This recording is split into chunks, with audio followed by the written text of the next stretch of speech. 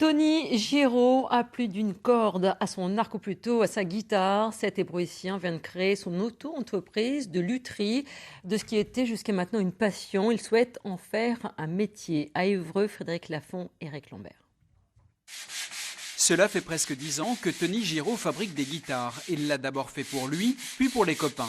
Mais cela ne lui suffisait plus. En juillet dernier, ce luthier a officiellement lancé son entreprise. Il travaille dans un tout petit atelier. Le moindre espace est optimisé pour couper, poncer, percer, peindre ou vernir. Là, j'étais en train de poncer un corps de guitare électrique que je suis en train de réaliser. C'est une guitare un peu particulière, c'est une 7 cordes pour le style un peu métal, donc là c'est en cours de finition. L'aventure a démarré alors que Tony n'était encore qu'un adolescent. Il a acheté sa première guitare. Étant curieux, il l'a cassée pour voir ce qu'il y avait à l'intérieur. Tony va dans la foulée concevoir et réaliser son premier corps de guitare. Cet autodidacte de 28 ans souhaite faire de sa passion un métier. C'est vraiment les deux, c'est réussir à faire sortir un son particulier d'un instrument, de pouvoir s'exprimer sur un dessin, sur quelque chose, sortir des instruments uniques, c'est ce qui m'intéresse le plus.